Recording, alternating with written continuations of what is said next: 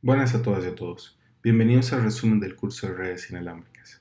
En este primer video vamos a ver las primeras 6 semanas, un resumen de las primeras 6 semanas de lo que se vio durante el curso de redes inalámbricas. En la primera semana vamos a ver la parte de fundamentos de redes como tal. En esta semana se hablaron qué eran las redes inalámbricas, cómo funcionan, cuál es el medio de conexión hacia la red, etc. Dentro de las ventajas importantes de una red inalámbrica, como lo han visto igual en el transcurso del curso, es la comodidad. Ya hoy en día todos los dispositivos no vienen con un puerto de red cableado, vienen con una tarjeta inalámbrica, lo cual hace mucho más fácil y cómodo utilizar una plataforma como tal. La movilidad, bueno, sin duda viene amarrada en la parte de comodidad y hoy en día para nosotros es vital tener movilidad, no tener un cable conectado. El tema de productividad es mucho más sencillo y más productivo para una empresa poner una plataforma inalámbrica que una plataforma cableada, bastante por mucho. Entonces nos va a facilitar eso a futuro tener mejores resultados. Facilidad de configuración, bueno, cómo ponemos en práctica y en funcionamiento una plataforma inalámbrica es mucho más sencilla. No ocupamos tantos equipos como antes sí en una parte cableada, pero es importante. Para tener la parte inalámbrica funcionando, tenemos que tener una parte cableada básica, al menos, en operación. Si no, no hay forma de conectarlo. Escalabilidad, bueno, va a depender mucho de lo que nosotros requiramos. Y vamos a crecer, colocamos un access point adicional o mejoramos un tema de site survey para hacer una plataforma más escalable para que más usuarios puedan conectarse y va a depender mucho de las necesidades que tengamos.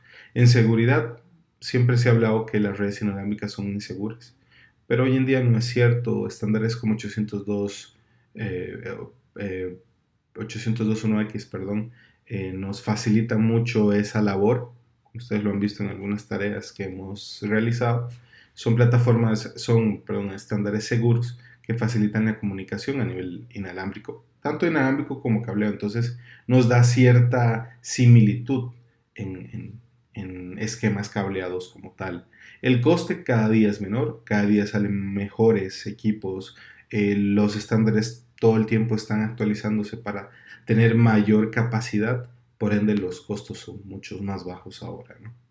Los tipos de redes inalámbricas, bueno, es muy similar a la parte cableada, hay un PAN, LAN, MAN y WAN, perdón, y va a depender según las características que estos tengan, como se vio más adelante y como está explicado acá. Una wireless PAN es un área de personal como tal, un tipo Zigbee, Bluetooth, que nos dan comunicación en alcances cortos, pero bastante eficientes. La parte de wireless LAN, que es lo que nosotros vemos y vamos más adelante a desarrollar, que nos da cierto alcance y cierta distancia para poder comunicarnos. Y lógicamente, dentro del estándar 802.11, la parte wireless WAN, un esquema similar a WiMAX. WiMAX es una tecnología usada tal vez no en Costa Rica por el tema geográfico, pero en otros países donde sí pueden tener comunicación, por ejemplo, internet, mucho más robusta, es decir, en ciudades un poco más grandes y más abiertas.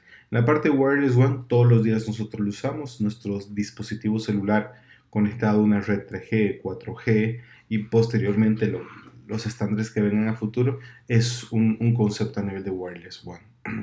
Características, bueno, la comunicación, microondas terrestre, microondas satelital e infrarrojo. El microondas terrestre es lo que en algunos casos se utiliza cuando tenemos comunicación punto a punto, por ejemplo.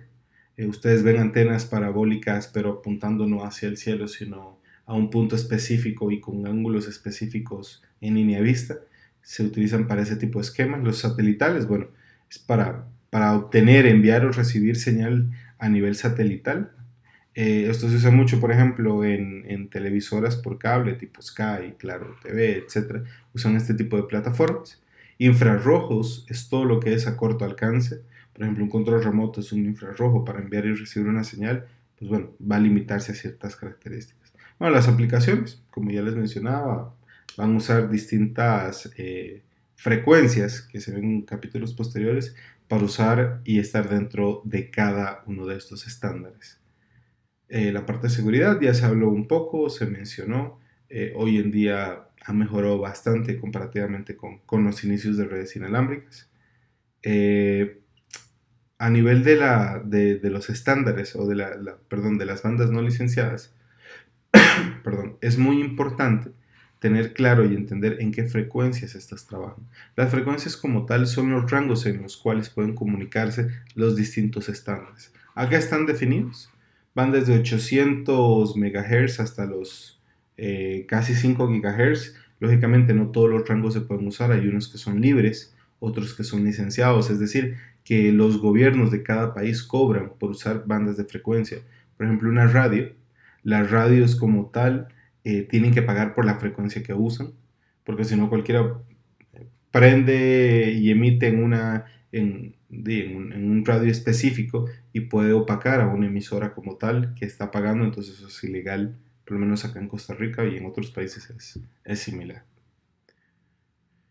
Ok, dentro de las frecuencias lo importante tener presente son los anchos de canal, que como les dije son las frecuencias o los rangos donde nosotros debemos eh, pues trabajar como tal. En el caso de las redes inalámbricas en Wireless LAN, en Wi-Fi, sí tenemos rangos de 2.4 y 5 GHz y podemos usar, dependiendo del canal, el canal va de 10, 20, 40 y 80 MHz. Quiere decir, donde nosotros trabajemos o donde trabaje la plataforma inalámbrica, va a tener, si es muy grande esa frecuencia, vamos a poder manejar más datos, es decir, más ancho de banda. Ok, bueno, dentro de los estándares, recordemos que es un estándar, es un sistema de reglas prescrito, condiciones o requerimientos que atañen a la definición de los términos, clasificación de componentes, especificación de materiales, prestación y operaciones. Es muy importante porque las redes, como cualquier otra red, las redes inalámbricas como cualquier otra red, tiene sus estándares y tienen que definirse por cada estándar, porque si no, cada fabricante haría lo que quisiera y sacaría el producto que quisiera y sería incompatible con los distintos productos. Por eso es que gracias a los estándares todos nuestros dispositivos funcionan cuando compramos un access point indistintamente la marca, porque cumplen los estándares básicos de comunicación. A nivel de la IEEE es la organización como tal que promociona los estándares específicos. A nivel de Wi-Fi es el estándar 802.11. A nivel de Bluetooth es el 802.15. A nivel de WiMAX el 802.16 y a nivel del 802.11, retomando ya la parte de redes inalámbricas, fue el estándar legado. Este como tal empezó en 1997, como ven tiene 20 años, no es ni muy viejo, tampoco es muy reciente, pero ya se tiene trabajando muchos años en lo que es Wireless LAN. Los primeros estándares en funcionamiento fueron 802.11a. Este trabaja en 5 GHz, fue sacada en 1999 y lo máximo de transmisión que podía tener era casi 54 megabits por segundo teórico. Pues se dice que no llega a 54, lógicamente, pero son pruebas de laboratorio que se hicieron que los datos llegan a 48 como tal, pero para nuestro efecto a nivel teórico no hay científicamente pruebas que digan que llega hasta uno o hasta otro, es 54. El estándar 802.11b fue paralelamente sacado. Este nos daba no 5 sino 2.4 GHz como lo ven acá. Igual fue en 1999 y nos daba ciertas características mucho más robustas que 802.11a. Lógicamente 802.11a cuando se sacó era para trabajar en una frecuencia distinta. El 802.11g fue un mix. En 2003 se vio que 802.11a y b tenían ventajas y desventajas una y la otra. Lo que se hizo fue un mix y sacar algo mucho más novedoso y mejor que fue 802.11g. Este trabajaba en 2.4 GHz pero usaba mucha modulación como lo hacía 802.11a. Y lo que facilitó en el tiempo y este fue un estándar muy usado. Después del 2004-2005, 802.11g fue de las plataformas o estándares más usados en el mercado. El 802.11n, que ya se popularizó después de 2008-2009 aproximadamente, lo que hizo fue unir, todavía mejorar aún más lo que tenía 802.11g, sacar un poquito de 802.11a y tener un estándar más robusto. Este trabajaba tanto en 2.4 como en 5 GHz, llegaba a 600 megabits y como les mencioné, pues fueron mejoras que se encontraron en el tiempo. 802.11ac, que es el estándar más reciente, hace como 2 años aproximadamente ya se volvió un estándar muy robusto en el mercado. Este se desarrolló en 2011 y 2013, se fueron sacando borradores, o lo que se llaman waves también, olas de desarrollo. Este llega a tener casi transferencias de 1 gigabit por segundo en su primer borrador, y supera los casi 3 gigabit por segundo ya en la ola 2. Como tal, es un estándar que ya, ya está puesto en el mercado, pero se han ido sacando mejoras en el tiempo. Inclusive nosotros vemos ahora mejoras, inclusive hay access point que soportan 6 gigabit por segundo, pero son estándares limitados y con ciertas características para su funcionamiento.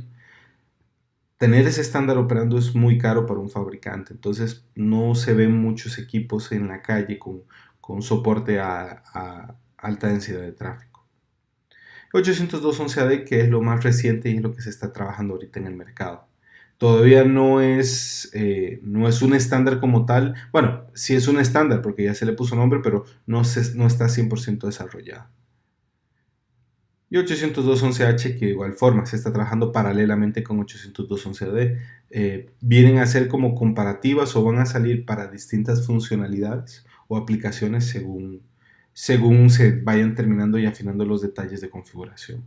En cuanto a las técnicas de modulación, conocemos dos muy claras, lo que es el FHSS, que en sí es un espectro esparcido por salto de frecuencia como tal, y lo que hace es transmitir sobre una frecuencia por un tiempo determinado. Esto se usa bastante en los primeros estándares, más en 2.4 GHz. A nivel de DSS, que es la contraparte, que es espectro esparcido por secuencia directa, lo que hace como tal es implicar bits de datos. ¿Para qué? Para que la transmisión sea mucho más fluida. La diferencia entre estos fue que poco a poco, cuando sacaron los primeros estándares, se fueron haciendo mejoras en el tiempo para sacar lo que era el OFDM, que es lo más robusto y lo que tenemos en estándares actualmente.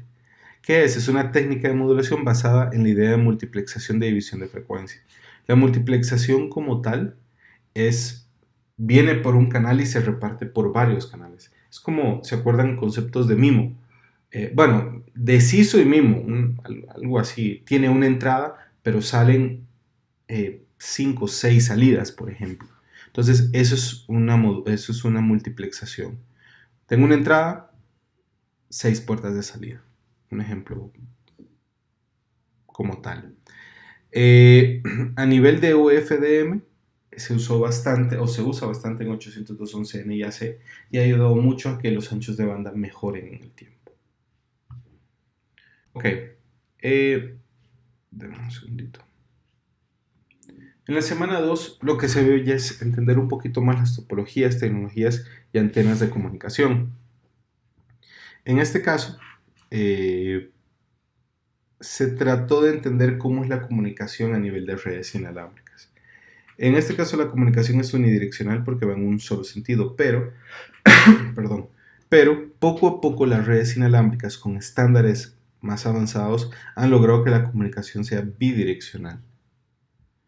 En el estándar 802.11ac, como se explica acá también, en el esquema o implementación Wave 2, que es lo más reciente que salió, creo que el año pasado, y ahí el estándar ya definido y aprobado, se usan conceptos como MU-MIMO, que son Multiple User MIMO, que quieren decir que muchos usuarios pueden utilizar modulaciones de varias entradas con varias salidas.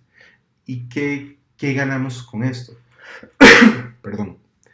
Lo que ganamos es que muchos usuarios usen frecuencias o canales específicos y así el ancho de banda sea mucho más robusto. Porque cada estándar nuevo que sale lo que hace es aumentar el ancho de banda.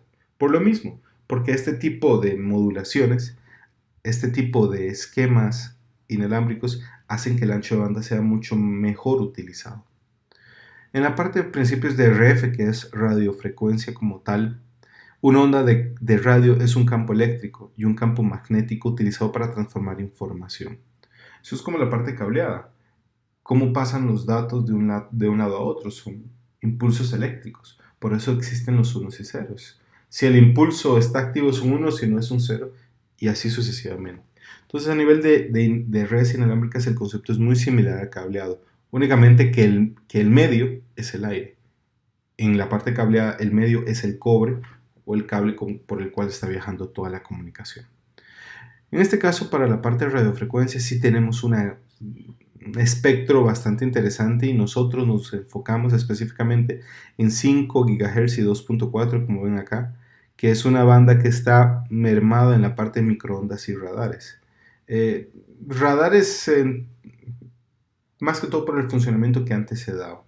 Ahora, a nivel de radares, hay conceptos mucho más robustos.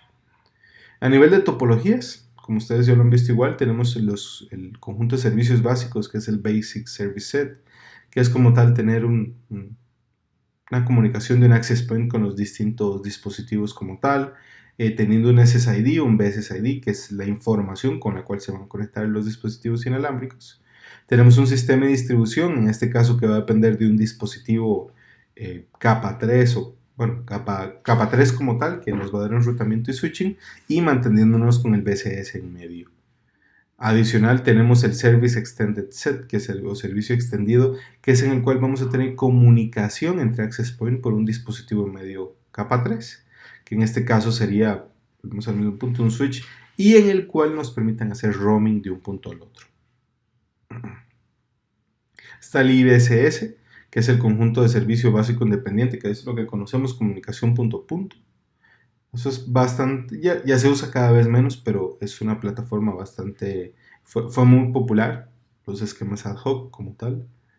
En este sistema ad hoc, la comunicación es compartida entre 2, 3 puntos, como se puede ver en la imagen, y lo que hacemos o lo que pasa hoy en día es como una impresora se comunica inalámbricamente con 2 o 3 dispositivos y en el cual hacen una comunicación punto a punto. Dependen de un dispositivo específico para pasar datos. El modo infraestructura, que ya es el modo que nosotros usamos o el más popular, que es donde tenemos un switch capa 2, un router, tenemos una comunicación a internet. El modo infraestructura es lo que comúnmente nosotros usamos en una casa. Tenemos un access point, un router inalámbrico, o sea que tengamos un servidor o una comunicación a internet y tengamos la comunicación de todos los usuarios como tal.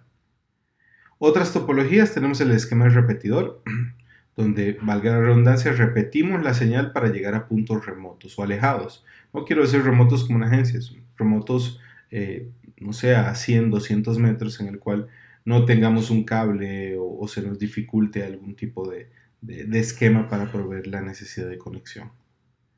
El puente de grupo de trabajo o el Work Bridge, que en ese lo que nos hace igual es un puente de un esquema a otro donde no tengamos una comunicación específica en otro extremo. En la parte mesh o malla es la comunicación para llegar de un punto a otro en el cual nos faciliten distintas rutas. Las distintas rutas, no solo el concepto de rutas nos va a agilizar, sino de comunicarnos redundantemente hacia un punto específico. Los tipos de redes inalámbricas, bueno, ya lo vimos en la primera parte. Tenemos el Wireless PAN, Wireless LAN, Wireless WAN, y va a depender mucho de las características de cada uno. En la parte de cuerpos regulatorios y estándares ya hemos visto la IEEE, también está la UIT, que es el organismo regulador de telecomunicaciones. En este caso decide qué parte del espectro se puede utilizar en particular, por ejemplo. Tenemos al FCC, que si ustedes ven sus dispositivos móviles atrás, siempre generalmente ven un sello del FCC, que es el que regula las frecuencias, canales y potencias de transmisión como tal. Está el ETSI, que es el mismo esquema de normas de telecomunicaciones en Europa. Y otras organizaciones como el Wi-Fi Alliance, que hace muchos años eran los encargados de validar que los equipos inalámbricos que se vendían eran compatibles con el resto. Generalmente venían en la caja de un access point inalámbrico, por ejemplo, el sello del Wi-Fi Alliance indicando que era un equipo que cumplía con los soportes y estándares. Bueno, el esquema 802 como tal, que es el que empezó a trabajar el comité de norma de la IEEE y posteriormente fueron sacando el 802.11 con los distintos estándares, que ya lo habíamos visto. A nivel de 802.11 en 2.4 GHz tenemos 14 canales. Lógicamente, para nuestro efecto son 11 canales los que vamos a utilizar. El 1 y el 6 y el 11 adicional son los canales libres o canales menos saturados en los cuales los saltos son bastante claros. A nivel de 5 GHz, pues hay bastantes canales y va a depender del UNI o la unidad en el cual se definieron las distintas bandas. Entonces es bastante amplio. Por eso usar 5 GHz es mucho mejor que usar 2.4 por el esquema de canales que se maneja. A nivel de antenas y características varía muchísimo y va a depender mucho de los patrones de radiación con los que éstas trabajan. Tema muy importante, recordarán todo lo que era el plano H y el plano E, como era el plano de azimut o el plano plano y el plano de elevación. En este caso nos va a dar o vamos a poder entender mejor cómo una antena funciona y cuál sería el espectro y capacidad que ésta tenga. A nivel de polarización, bueno, como lo vimos también en la parte de algunas tareas, la polarización es muy importante porque es en la cual la antena se ubica de la mejor forma para recibir la señal. Y va a depender mucho del fabricante qué polarización colocar. A nivel de ganancia, esto es vital. La ganancia se estudia a nivel de dBIs, que es decibelios isotrópicos. Y en sí las antenas son pasivas, no amplifican la señal de un transmisor con ningún circuito o alimentación. En este caso, cuando hablamos de ganancia de antena, es la capacidad que esta va a tener de cubrir una cobertura específica. Mientras más ganancia tenga una antena, mejor va a ser la antena, más cobertura voy a tener. A nivel del ancho de luz, es más que todos los conceptos del plano H y plano E, y va a depender mucho del tipo de antena. Si una antena es omnidireccional, pues va a ser casi completa la señal a que si fuera una direccional como se puede ver acá. La antena isotrópica es en 0 dBi, es la antena perfecta y es teórica. No existe esta antena en la vida real, pero se basa su análisis para entender cómo funciona una omnidireccional o direccional como lo vemos acá. Las antenas omnidireccionales, como ven, el plano H generalmente es de 360 grados y el plano E varía dependiendo del ángulo que tenga. Y a nivel de la direccional, lógicamente no vamos a tener 360 grados de comunicación, pero las direccionales se usan para casos puntuales, cuando quiero transmitir punto a punto,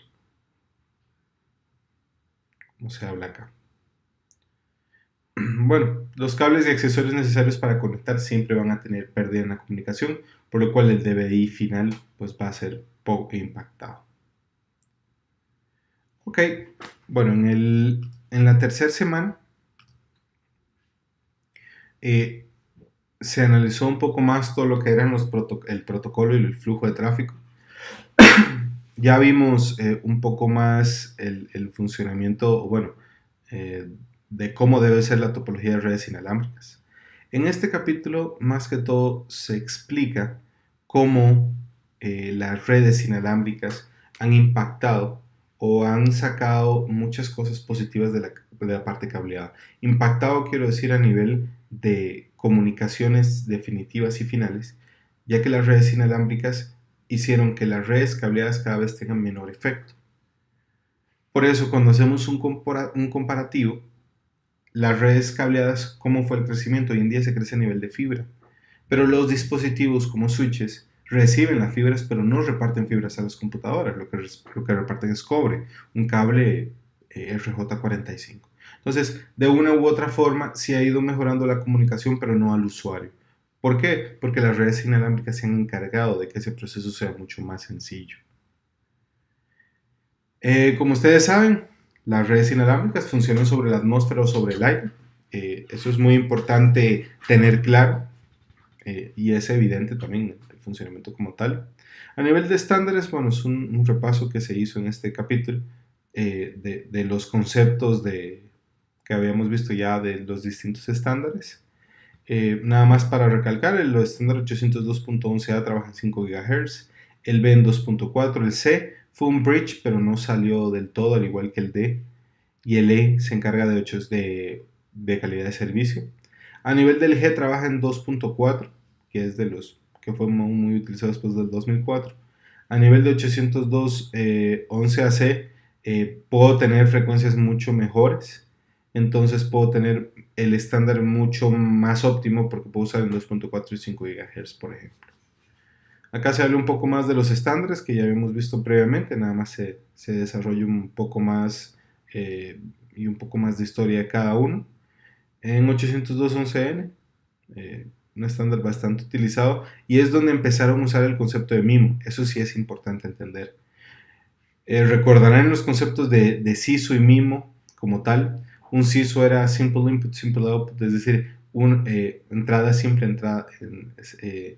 entrada simple, saliente simple. Es decir, una conexión entrante y una saliente. Pero en MIMO podíamos tener varias conexiones entrantes al mismo tiempo y varias salientes.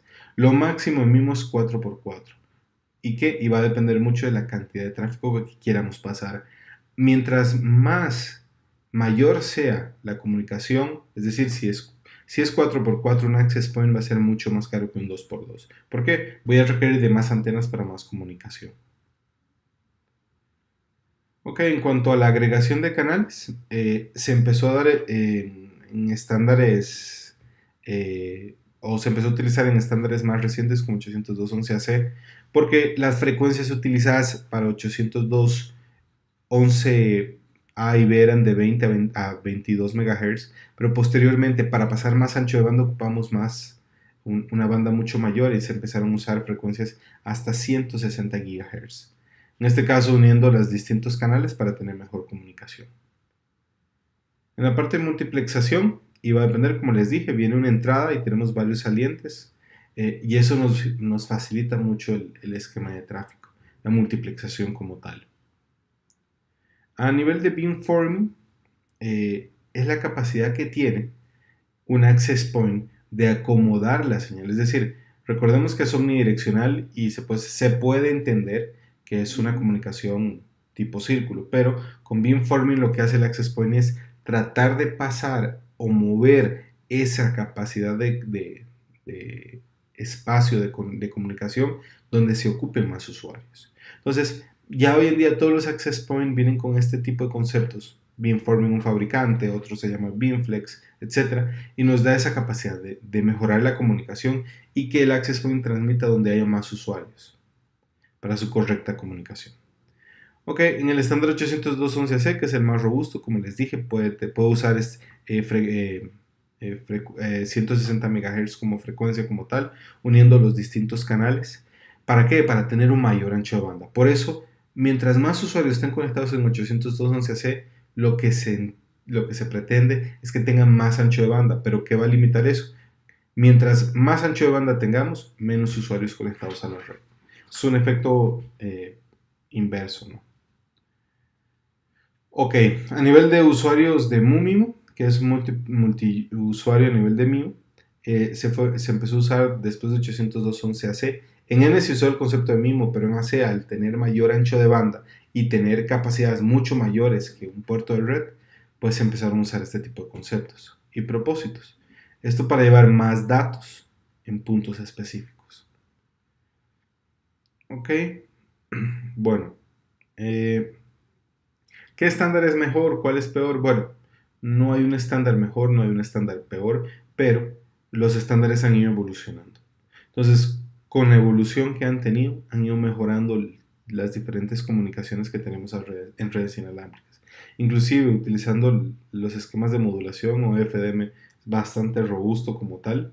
Entonces nos han facilitado a uno, o le han facilitado a uno como usuario, tener una comunicación mucho mejor, sin pérdida de paquetes, sin desconexiones, mucho más rápidas y más eficientes.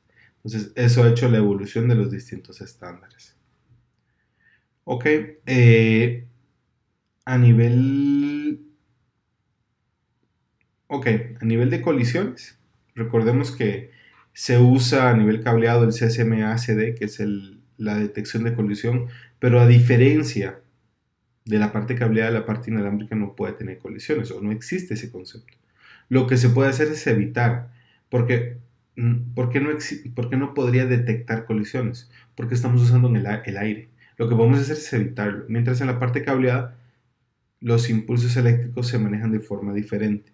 En la parte inalámbrica los impulsos llegan a su receptor y no las podríamos detectar, simplemente tendríamos el problema.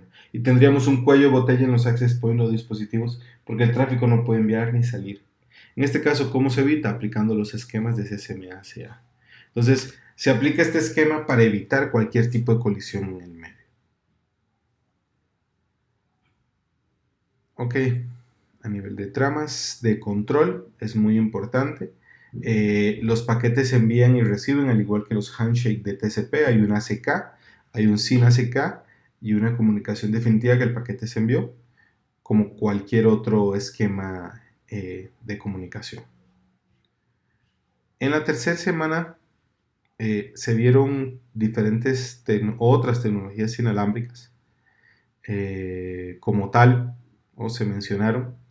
Y partiendo por algo importante, los esquemas comunes que se usan hoy en día, como Bluetooth, que muchos de nosotros usamos para transferir datos de mi dispositivo móvil a mi computadora o entre dispositivos móviles, han ayudado bastante con la no utilización de redes wireless LAN y saturación. ¿Qué es lo que pasa? Para todo queremos conectarnos a una wireless hoy en día. ¿Qué significa eso? Que estamos saturando los distintos esquemas. ¿Por qué pasa esto? Bueno, el crecimiento a nivel de redes inalámbricas ha sido exponencial. Ya hoy en día uno no tiene 1, 2, 3, sino 4, 5, 6 dispositivos pegados a una red, uno como usuario. Ahora, el resto en una familia o en una empresa, bueno, eso aumenta bastante la utilización. A nivel de consumo y a nivel de esquemas inalámbricos, se han ido mejorando en el tiempo, pero lógicamente la demanda es muy alta respecto a la oferta. La oferta son los estándares como tal. Entonces, cada vez exigimos mejor ancho de banda, mejor comunicación, pero las plataformas están limitadas. Entonces, este tipo de esquemas como Bluetooth lo que hacen es mermar un poco que las comunicaciones se saturen más. ¿Por qué? Porque en vez de conectarme a una red para pasar una foto, etcétera, lo puedo hacer punto a punto con Bluetooth, por ejemplo. A nivel de Zigbee, que es una plataforma muy interesante, se usan para casos particulares, es igual para comunicaciones de bajos anchos de banda, así que si me tengo que comunicar punto a punto puntualmente, lo puedo hacer sin problema. A nivel de teléfonos inalámbricos, estos usan frecuencias muy similares a la de wireless LAN. La facilidad es que tenemos acá es que únicamente va a funcionar o en 2 o en 5. Nosotros podemos definirla y nuestra red inalámbrica cambiarla a la frecuencia correcta. Los hornos microondas, pues bueno, trabajan igual a 2.4 GHz y hay que tener mucho cuidado cuando tenemos una red inalámbrica, saber dónde y cómo conectarla. A nivel de WiMAX, ya es una plataforma wireless PAN, que es a nivel de conectividad en radios un poco mayores. Y otras plataformas como Canopy, que se hizo en un momento para comunicaciones igual punto a punto, etcétera, ¿no? Herramientas para detectar y gestionar interferencias, hay bastantes. Igual hay unas gratis y otras no. Y se usa para lo mismo, ¿no? Para identificar dispositivos y cuáles serían sus condiciones inalámbricas. Ok, conceptos importantes. Todos son importantes, pero hay unos que sí es importante que le pongan mayor atención. En este caso vamos a ir a la cuarta semana, que es el intercambio de paquetes entre redes cableadas inalámbricas. En este caso, pues bueno, es muy importante cómo una plataforma cableada debe estar conectada en la red de forma correcta para que cuando se integre una red inalámbrica sea robusta. Como tal, la trabajamos por VLANs. Un SSID, recordemos que está asociado a una VLAN. Y para que se comuniquen entre SSIDs, si fuera el caso, si se requiere, tenemos que hacer un inter-VLAN routing. Conceptos como 802.1q a nivel de VLANs, clasificación de paquetes y los distintos protocolos de comunicación. Por ejemplo, un BTP, aunque no se usa, es menos seguro, pero dependiendo del dimensionamiento de la red, van a ser importantes conocerlos. De igual forma, los conceptos de puertos de las conexiones, de las VLANs basadas en el puerto de conexión, es vital. ¿Por qué? Porque nos hace entender mucho mejor cómo va a funcionar la capa 3 en nuestro esquema de comunicación. Si nosotros tenemos un router o el mismo switch que me recibe el access point en ruta, pues bueno, hay que aplicar un inter-VLAN routing para el correcto funcionamiento. Igual, ese switch que conecta al access point tiene que tener un uplink de trunk que pasan todas las VLANs que están asociadas a los SSIDs. Un diseño de VLANs es muy claro tenerlo. Siempre es vital manejar un diseño de VLANs en organización donde tengamos la red inalámbrica, porque eso nos va a delimitar nuestro crecimiento, nuestra escalabilidad. Ok, eso en la parte cableada. En la sexta semana, lo que se vio fue más arquitectura en la red inalámbrica. Cómo eran las arquitecturas distribuidas, cómo era una arquitectura autónoma. En sí, la arquitectura distribuida como tal es conectar datos del aire a una red cableada normal, como la que conocemos normalmente, como la que tenemos en una casa, por ejemplo. Una arquitectura autónoma es que cada access point tiene su autonomía, su enrutamiento, su esquema de seguridad propio y no depende de un equipo centralizado, como lo podemos ver ahí. Y de igual forma, las diferencias claras y puntuales entre estas son muy específicas. Por ejemplo, acá una red autónoma con dispositivos autónomos tiene la facilidad de comunicarse independientemente con sus direccionamientos como tal. A nivel, perdón, a nivel distribuida, bueno, acá no tenemos una imagen, pero a nivel distribuida, lo que tenemos es que va a depender siempre de una plataforma intermedia, que sería un controlador. En el caso de nuestra arquitectura basada en nube, en vez de tener un controlador local, lo tendríamos un controlador en la nube, en Internet, en algún punto que esté fuera de nuestra organización. ¿Y por qué no lo tenemos local? Bueno, porque hoy en día la facilidad de comunicación y alta disponibilidad generalmente nos hace entender que no sea necesario tener una plataforma o un controlador en nuestra organización. Si tenemos una buena comunicación en Internet y tenemos los estándares correctos configurados, sería mucho más sencillo en costo-beneficio. Ok, en este caso otro esquema importante, la comunicación, estos casos son ejemplos de comunicaciones a nivel de túneles hacia un controlador que sería un Wireless LAN Controller, pero los esquemas principales de comunicación como tal son dos principalmente. Tener un esquema centralizado robusto, tener un esquema centralizado robusto o tener un esquema autónomo completamente bien configurado. ¿Qué quiero decir con esto? La arquitectura centralizada, como pueden ver acá, todo el tráfico va a apuntar a un controlador. ¿Qué quiere decir esto? Que el controlador va a ser el cerebro de toda la red inalámbrica. ¿Y cómo se van a comunicar los APs para que nadie pueda robar información? Con túneles CAPWAP. CAPWAP es un concepto que se utiliza a nivel inalámbrico y es un estándar que usan todos los fabricantes. Es un túnel seguro que manda el tráfico desde un access point hasta un controlador. ¿Qué información? Toda, la de usuarios y la de comunicación. Entonces, en este esquema es mucho mejor mantener una comunicación plana a nivel de capa 2 y capa 3, que son los switches de la red, y que todo sea estándar, como si fuera un autónomo. Por ejemplo, si fuera un autónomo no existiría un WLC y cada access point es autónomo de tomar sus decisiones. En este caso, al haber un controlador, como ven, el roaming va a ser mucho más sencillo. Si fuera autónomo, tendríamos que configurar esquemas de direccionamiento similar, y eso es mucho más complejo.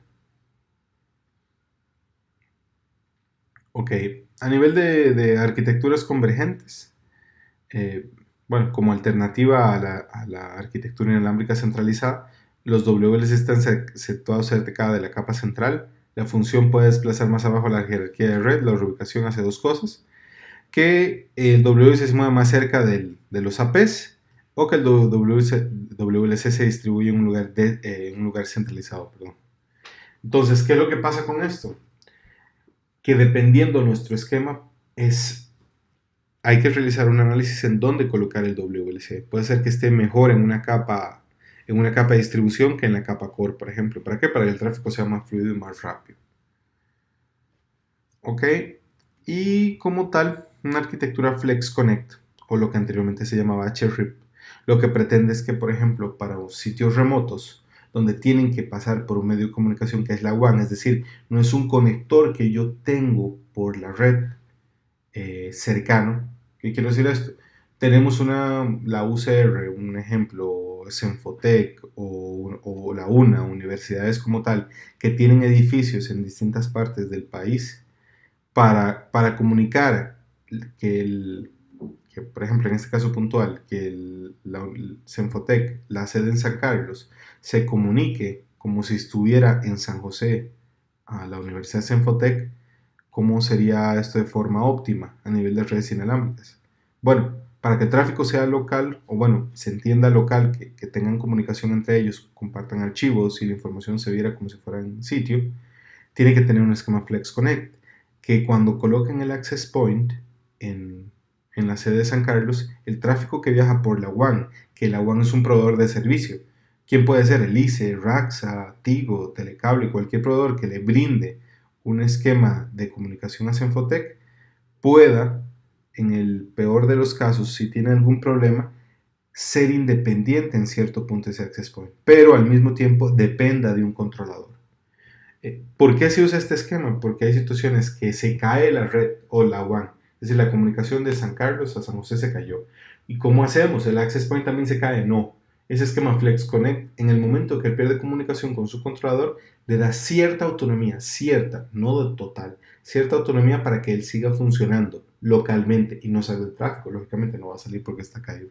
Entonces, este tipo de esquemas ayuda muchísimo a tener una solución mucho más robusta. Bueno, y los controladores inalámbricos Cisco que lo mencionamos, y ustedes igual hicieron tareas no solo en Cisco, Aruba, en algunos casos vieron Ruckus y Meraki como tal. Bueno muchachos, este fue el primer video. Se está subiendo de igual forma un segundo video donde habla de los otros 6 capítulos que se vieron durante el curso. Espero haya sido de utilidad para un estudio actual o futuro y cualquier consulta estamos a la orden.